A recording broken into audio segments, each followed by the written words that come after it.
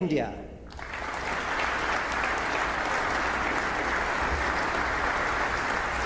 The President of the Federal Republic of Nigeria. The Prime Minister of Tuvalu.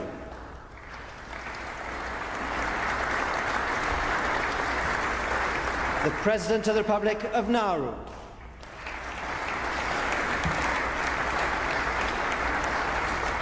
The President of the Republic of Kenya.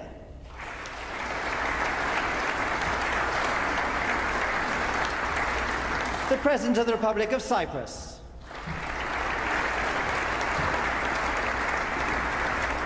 The Prime Minister of the Independent State of Papua New Guinea.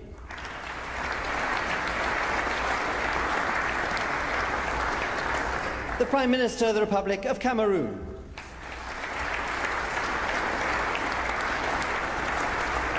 The Prime Minister of the People's Republic of Bangladesh.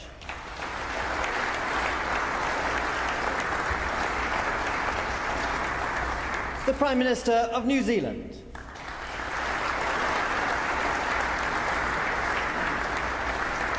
The Prime Minister of the Kingdom of Swaziland.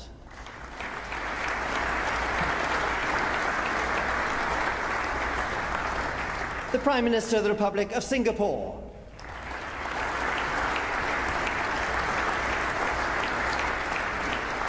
The Prime Minister of the Commonwealth of Dominica.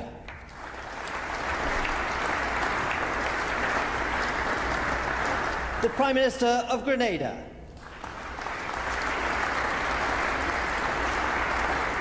The President of the Republic of Rwanda. The Prime Minister of the Independent State of Samoa.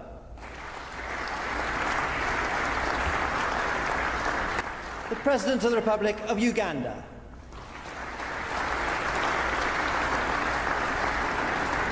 And His Majesty the Sultan Anyangdi Pertuan of Brunei Darussalam.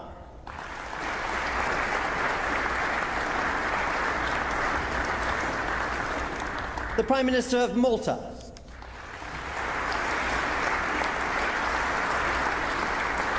The Prime Minister of the United Kingdom. And the Commonwealth Secretary General.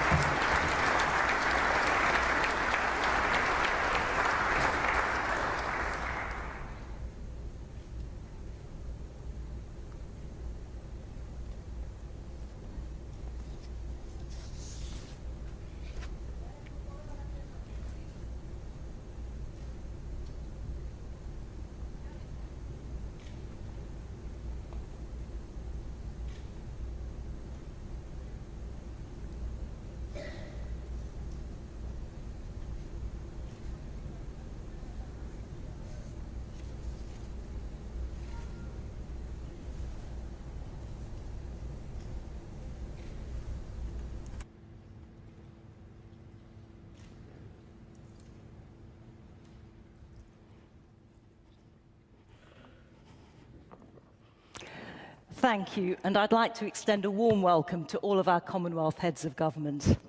Your Excellencies, ladies and gentlemen, please stand for the arrival of members of the royal family, Her Majesty the Queen and His Royal Highness the Prince of Wales.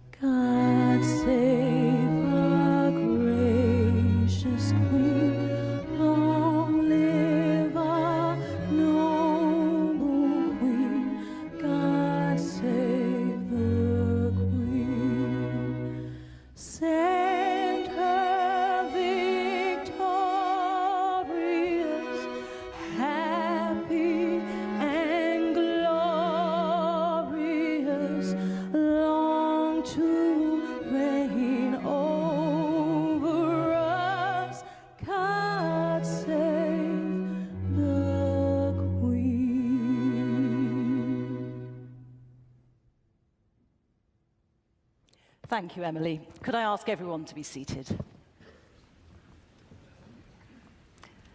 The Prince of Wales will now officially welcome us to Buckingham Palace today.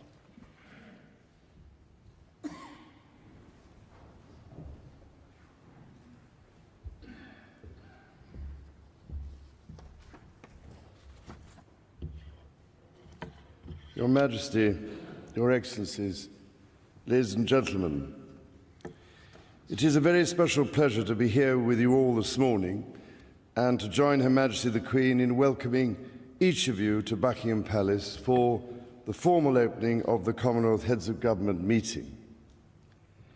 This is an occasion to celebrate with renewed pride our remarkable Commonwealth family, particularly as it follows so hard on the heels of the 21st Commonwealth Games on Australia's Gold Coast, at the opening of which I was proud to have been asked to represent Her Majesty. Witnessing this great gathering of 71 countries and territories and meeting their athletes in the Games Village was, above all, a moving reminder of the strong and affectionate bonds which we all share. For my part, the Commonwealth has been a fundamental feature of my life for as long as I can remember, beginning with my first visit to Malta when I was just 5 years old. I consider myself fortunate over the years to have been able to meet and talk with so many of the giants of the Commonwealth: Sir Robert Menzies, Kwame Nkrumah, Sir Keith Holyoake, Jomo Kenyatta, Pierre Trudeau, Kenneth Kaunda, Julius Nyerere, Lee Kuan Yew, and many more. On the foundations they laid, the modern Commonwealth has a vital role to play in building bridges between our countries, fairer societies within them, and a more secure world around them. And so, ladies and gentlemen, I pray that this Commonwealth Heads of Government meeting will not only revitalise the bonds between our countries, but will also give the Commonwealth a renewed relevance to all its citizens, finding practical solutions to their problems and giving life to their aspirations. By doing so, the Commonwealth can be a cornerstone for the lives of future generations, just as it has been for so many of us.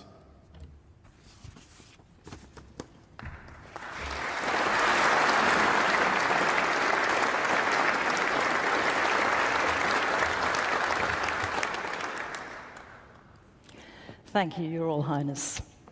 The UK is delighted to host the Commonwealth Heads of Government meeting, or chogm, in the UK for the first time since 1997. One constant throughout the Commonwealth's remarkable history has been the dedication, insight, and experience that the Queen has given. The role she's played is much admired. The formal opening has always served as a vibrant and visible expression of our diversity, and the ceremony this year is inspired by the theme Towards a Common Future. You will now hear a musical performance from 6 singers drawing on vocal styles and traditions from around the Commonwealth.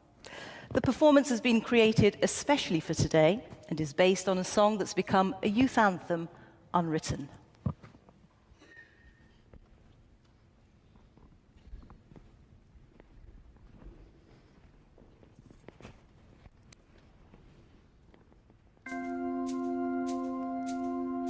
I am unwritten, can't read my mind, I'm undefined.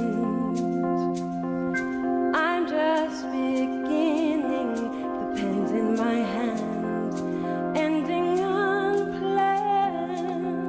Staring at the blank page before you, open up the dirty window, let the sun illuminate the words that you cannot find. Reaching for something in the distance, so close you can almost taste it. Release your inhibition. Feel the rain on your skin, no one else can feel it for you, only you can let it in. No one else can speak the words on your lips. Drench yourself in words unspoken, live your life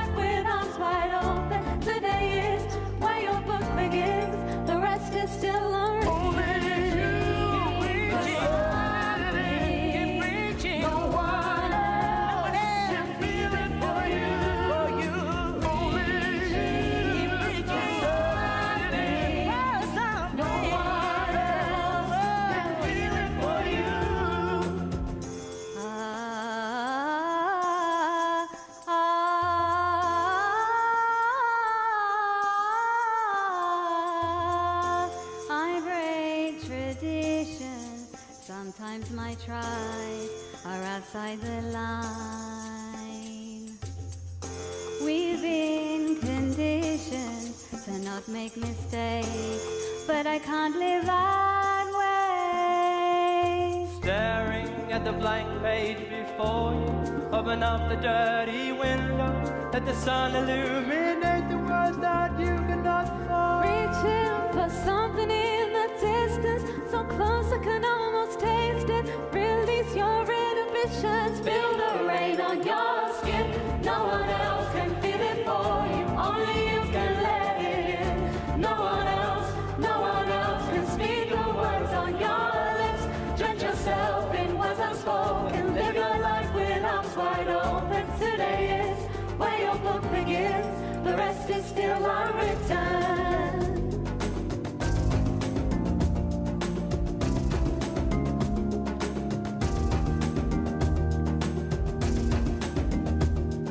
Staring at the blank page before you, open up the dirty window, let the sun illuminate the words that you cannot find. Reaching for something in the distance, so close you can almost taste it. Release your inhibitions,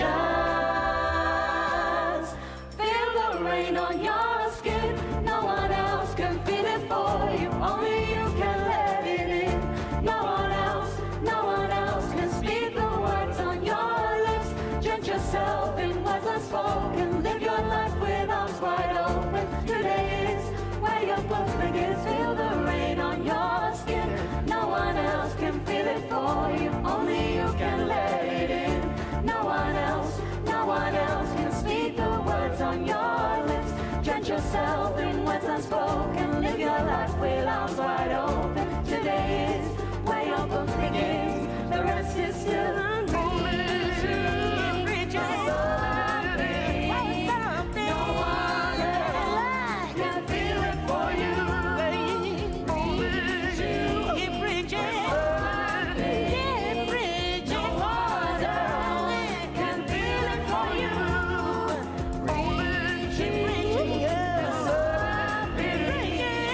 No one else can feel it for you. It bridges. No one else.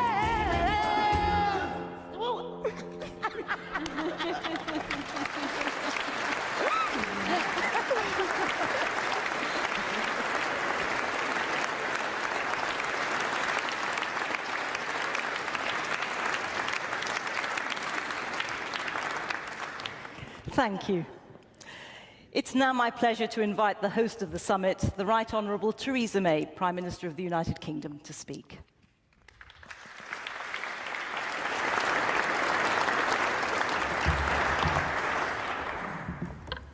Your Majesty, Your Royal Highnesses, Secretary-General, Your Excellencies, ladies and gentlemen, I'm extremely proud to be welcoming you all to London, the first full Heads of Government meeting here in almost 40 years.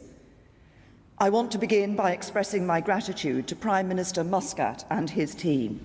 Thank you for your incredible hard work.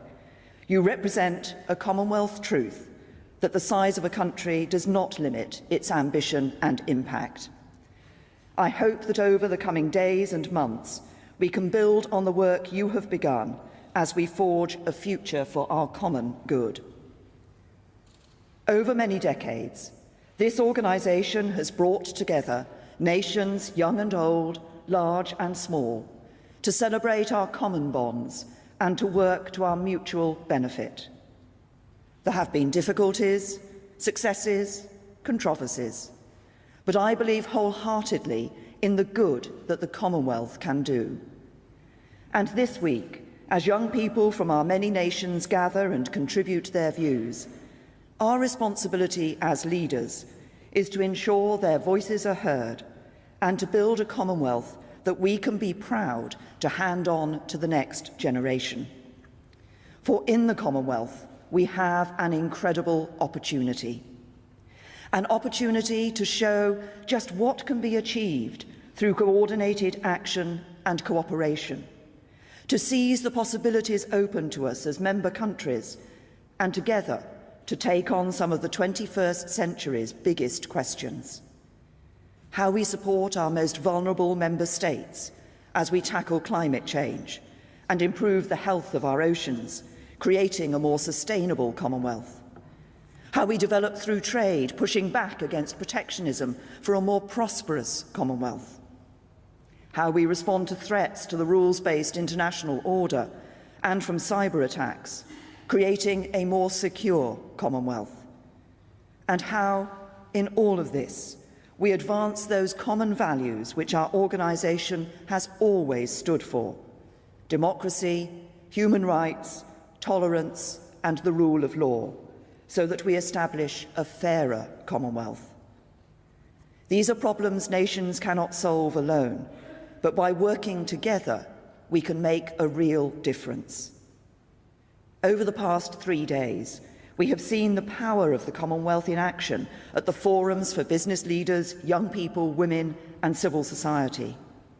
These discussions have demonstrated the vibrancy and creativity of our organisation, focusing on issues such as improving trade, youth unemployment, education, and health, all of which have the potential to transform people's lives. And I'm looking forward to taking these issues further with the heads of government over the next 2 days.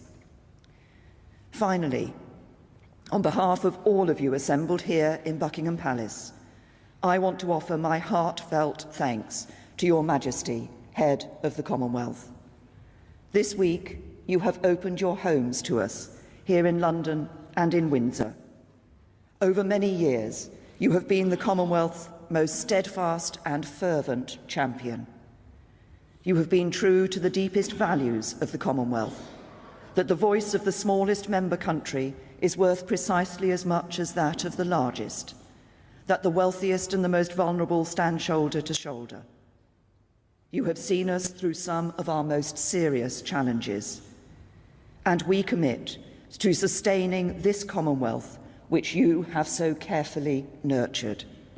For your service, for your dedication, for your constancy, we thank you.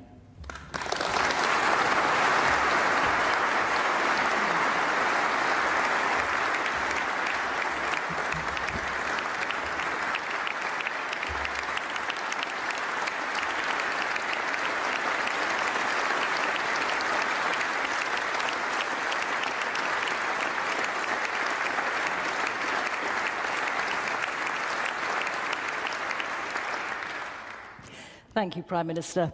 We will now hear from the Commonwealth Secretary-General, the Right Honourable Patricia Scotland.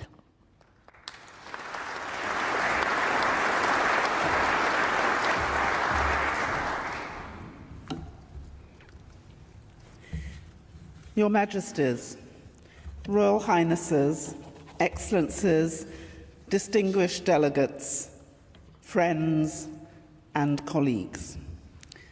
Our presence in this place, united in purpose and aware of the many millions we represent, is a supreme expression of faith in the Commonwealth, a Commonwealth of people. We have unparalleled ability to draw together streams of wisdom from secular sources and from diverse traditions of religious and philosophical thought and practice.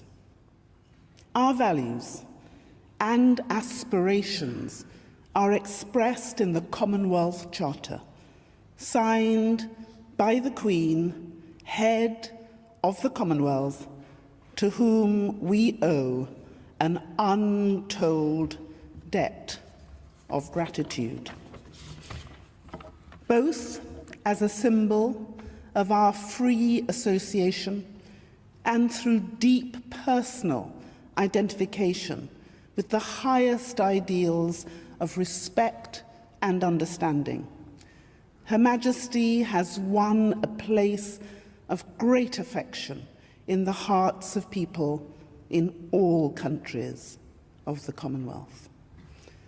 On occasions such as this, we become freshly aware of relationships we cherish and of inheritances being carried forward by successive generations. New energy and vitality are added as younger members take up responsibility and become active within the circuitry of Commonwealth connection. Commonwealth heads of government meetings are distinctive for being both receptive and responsive to the needs of all, especially the young, the marginalised, and the vulnerable. Our dialogue is different because there is a special dynamic in our Commonwealth ecosystem. We can think back to the Langkawi Declaration on the Environment, made at the 1989 Commonwealth Heads of Government meeting in Malaysia. A visionary and pioneering statement, and that early blossom now bears fruit in initiatives such as the Queen's Commonwealth Canopy and our current work on the Commonwealth Blue Charter and the blue economy. Such continuing abundance and productivity depend on processes of refreshment and renewal that are essential for the continuing vitality and development of any organism. Numerous examples show Commonwealth synergy accelerating progress to tackle climate change and plastic pollution, to eliminate child, early and forced marriage and modern slavery, to eradicate polio and malaria, and to reduce the prevalence of non-communicable diseases, upholding democracy, the rule of law, and human rights. Hastening these processes, we now have the Commonwealth Innovation Hub and the Commonwealth Office of Civil and Criminal Justice Reform. The Commonwealth Heads of Government meeting is a springboard for action. It is the launch pad that propels us onward, upward, forward, together. We are the believers. We believe in the Commonwealth. We have faith in the Commonwealth, that it will continue to adapt and thrive, becoming ever more fit for purpose, innovating and collaborating, united in our determination to be as responsive as we are inclusive, towards a common future.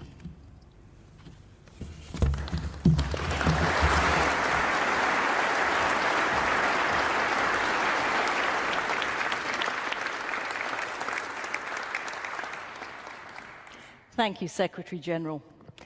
You'll see that there are a number of young leaders who are with us today, and two of them will now share their remarkable Commonwealth stories.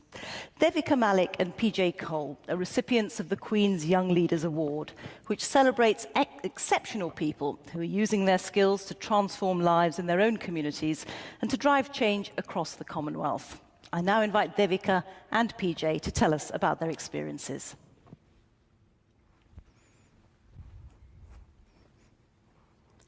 I am a para-athlete with a congenital disability. My mother, who also has a disability, became India's first female Paralympic medalist. Together, we established the Wheeling Happiness Foundation. Our aim is to give young people with disabilities confidence and independence through sport and equip them with life skills. We also work with schools and employers to break down barriers of attitude as well as physical ones. It can transform lives. One of our beneficiaries, Shweta, was abandoned by her husband after polio progressed and left her unable to walk. With our support, she took up sports. Over the last 2 years, this single mother of two has emerged as a self-reliant sportswoman with national and international medals to her credit. As a member of the Commonwealth Youth Sports for Development and Peace Working Group, I have made connections with others in my field who share the same objectives. As a Queen's Young Leader, I have been able to meet and collaborate with young people making improvements in the lives of their own communities. Last week, at the Commonwealth Games in Australia, inspiring para-athletes were in action, achieving extraordinary things, demonstrating abilities beyond their disabilities.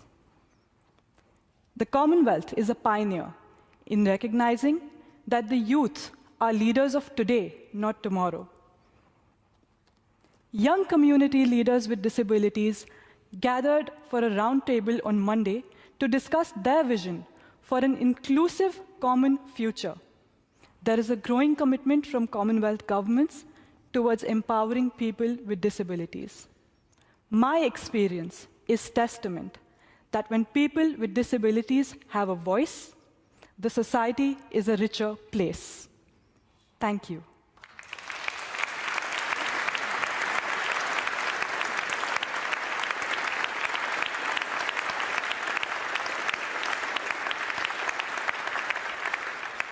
I now hand over to PJ.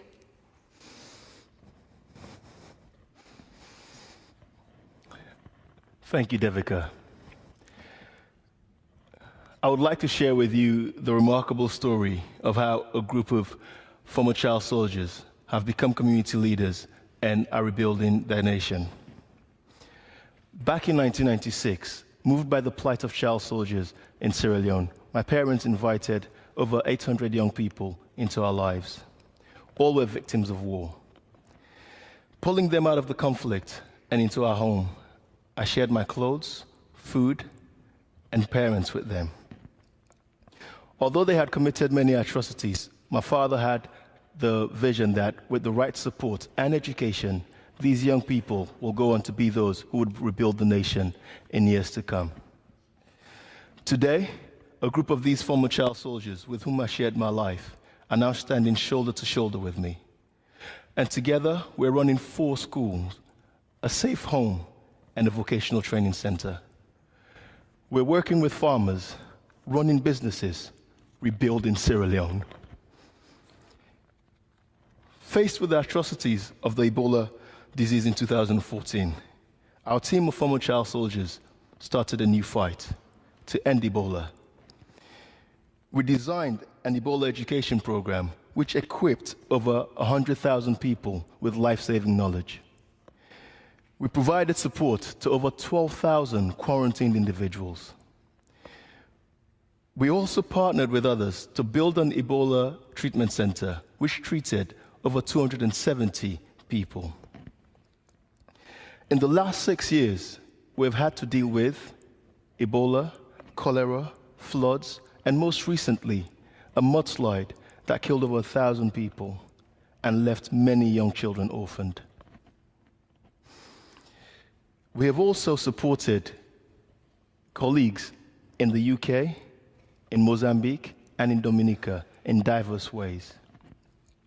See, during this week's Youth Forum, a colleague pointed out to me that it is time to move away from merely talking about including young people to recognizing that our young people in the Commonwealth are proffering solutions to some of the biggest challenges that face us.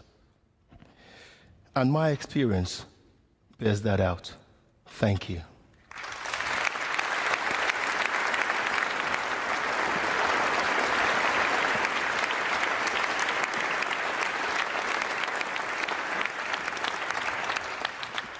Thank you, PJ and Devika. Your courage and your determination inspire us all. I'd now like to invite Dr. Joseph Muscat, Prime Minister of Malta, to speak.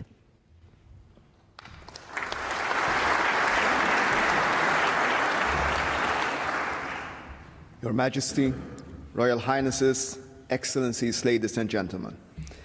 It has been quite a journey since we last met in Malta more than 2 years ago. The world is a different place. Things we took for granted are now rooted in deep uncertainty. And while progress continues to be achieved, this is uneven and unleveled. Despite this, the Commonwealth, our Commonwealth, is experiencing a rekindled interest. with our family growing and positive changes happening. As Malta concludes its term as chair for the second time in a decade, we wish the United Kingdom the very best for the 2 years ahead. I will not list the achievements and the works in progress. Instead, I would rather conclude our term by touching upon a central theme we addressed during our meeting in Valletta, that of equality. While respecting our different cultures and backgrounds, the Commonwealth must be a force that nudges and encourages its members to embrace this fundamental value. By standing together, our Commonwealth has fought proudly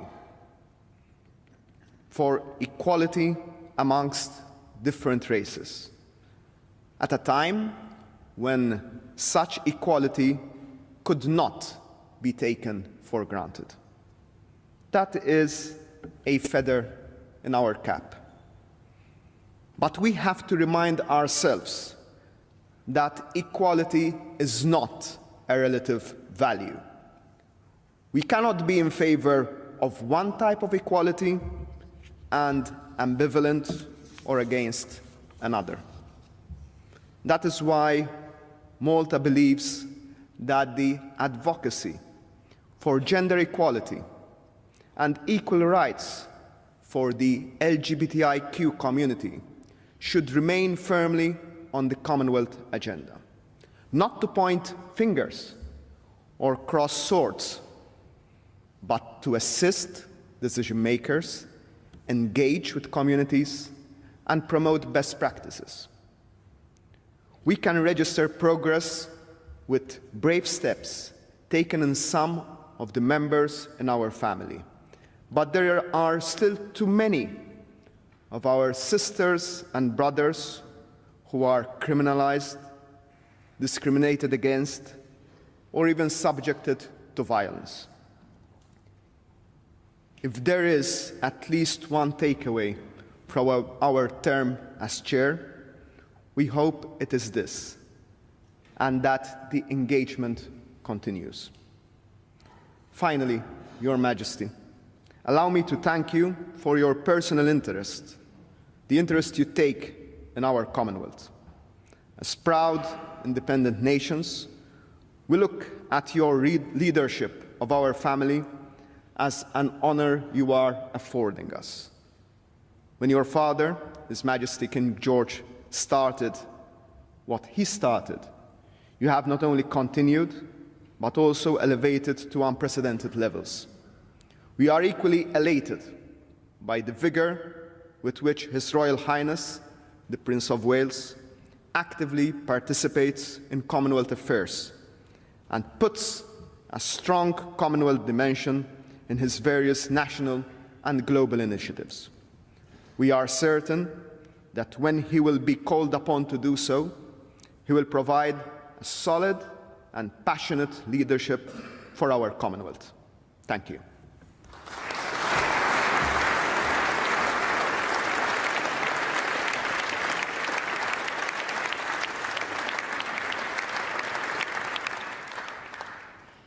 Thank you, Prime Minister.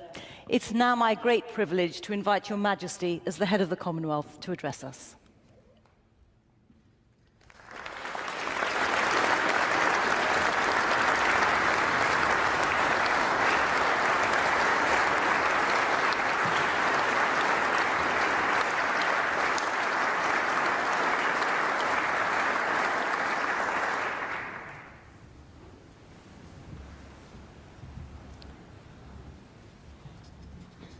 Prime Minister Muscat, Prime Minister May, Secretary-General, ladies and gentlemen. Having on so many occasions been welcomed to opening ceremonies around the Commonwealth, it is a pleasure this time to welcome you to my own home. Here at Buckingham Palace in 1949, my father met the heads of government when they ratified the London Declaration, which created the Commonwealth as we know it today, then comprising just 8 nations. Who then, or in 1952, when I became head of the Commonwealth, would have guessed that a gathering of its member states would one day number 53, or that it would comprise 2.4 billion people? Put simply, we are one of the world's great convening powers, a global association of volunteers who believe in the tangible benefits that flow from exchanging ideas and experiences and respecting each other's point of view. And we seem to be growing stronger year by year. The advantages are plain to see. An increasing emphasis on trade between our countries is helping us all to discover exciting new ways of doing business. And imaginative initiatives have shown how together we can bring about change on a global scale. The Commonwealth canopy has emphasized our interdependence, while the Commonwealth Blue Charter promises to do the same in protecting our shared ocean resources. The Queen Elizabeth Diamond Jubilee Trust is providing life-changing eye treatment to many thousands through the generosity and cooperation of the nations represented here today. My family and I have been heartened by these and many other programs in which we are proud to play a part. I'm glad to see that young people, connecting through technology, are becoming ever more involved. When I meet the young leaders of this century, I remember my own lifelong commitment made in South Africa in 1947 at the age of 21. As another birthday approaches this week, I'm reminded of the extraordinary journey we have been on and how much good has been achieved. It remains a great pleasure and honor to serve you as head of the Commonwealth and to observe with pride and satisfaction that this is a flourishing network.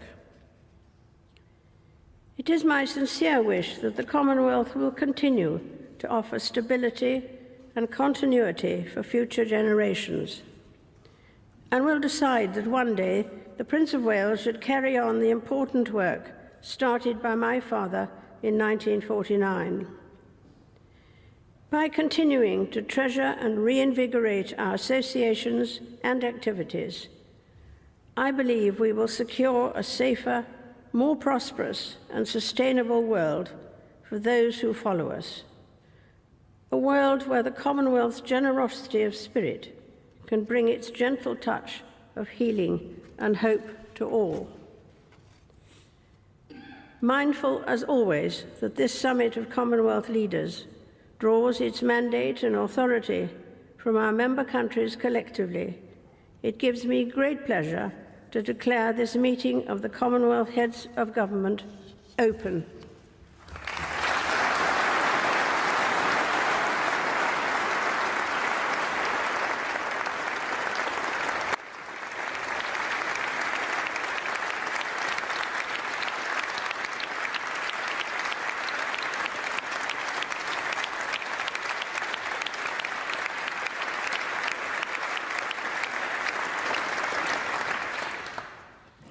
Your Majesty, thank you. We will now celebrate the Commonwealth's musical connections with an instrumental collaboration which draws on a range of folk styles and features musicians from across the Commonwealth.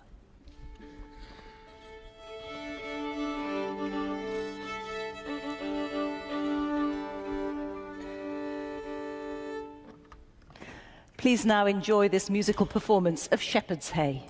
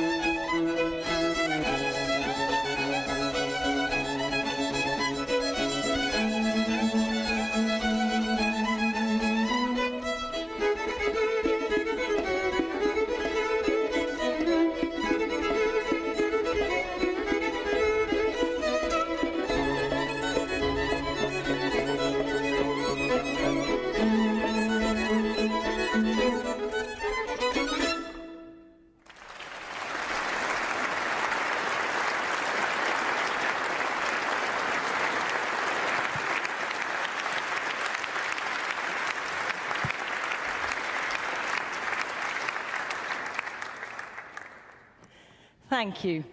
That concludes the formal proceedings. However, in time-honoured Commonwealth tradition, we'll now take a brief pause for the family photograph with Your Majesty and with all the heads of government. This is a historic moment captured at every Commonwealth heads of government meeting since they began.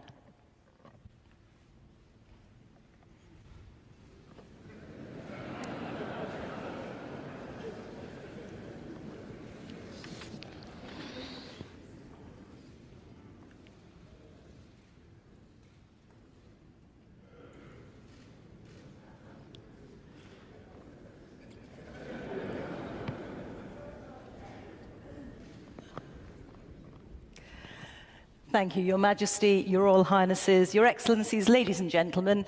We wish you well for a successful and productive day of discussions. If I could now ask you to stand for the departure of Her Majesty, the Queen, members of the Royal Family, and our heads of government.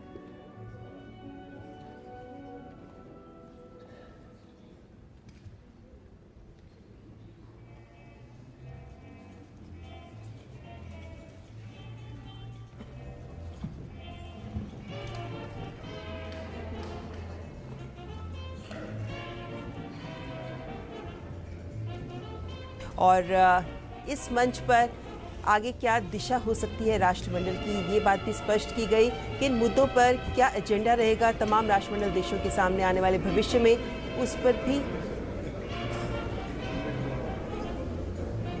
ये दृश्य आप सीधे देख रहे हैं London के Buckingham palace से, जहां राष्ट्रमंडल देशों के शासनाध्यक्षों के सम्मेलन की औपचारिक शुरुआत ब्रिटेन की महारानी एलिजाबेथ II के द्वारा की गई है। और इस वक्त जो दृश्य आप देख रहे हैं, तमाम राष्ट्रमंडल देशों के शासनाध्यक्ष यहाँ मौजूद थे, जिसमें एक तस्वीर भी ली गई जो ऐतिहासिक यादगार के तौर पर होगी, क्योंकि इस सम्मेलन में, इस मंच पर जब उद्घाटन समारोह हुआ है, तो इस राष्ट्रमंडल देशों के सम्मेलन का क्या एजेंडा हो सकता है, किस दिशा में ये राष्ट्रमंडल देश एकजुट होकर आगे बढ़ सकते हैं, ये सारे संदेश इस मंच पर दिए गए। और ये बात बताई गई कि जिस तरीके से थीम है इस सम्मेलन का, साझा भविष्य की ओर, तो कौन कौन से ऐसे मोर्चे हैं जिस पर ये तमाम 53 राष्ट्रमंडल देश एकजुट होकर आगे बढ़ सकते हैं, जिसमें सभी देशों की आपसी समृद्धि महत्वपूर्ण हो, इन सब मुद्दों पर चर्चा की गई। और महत्वपूर्ण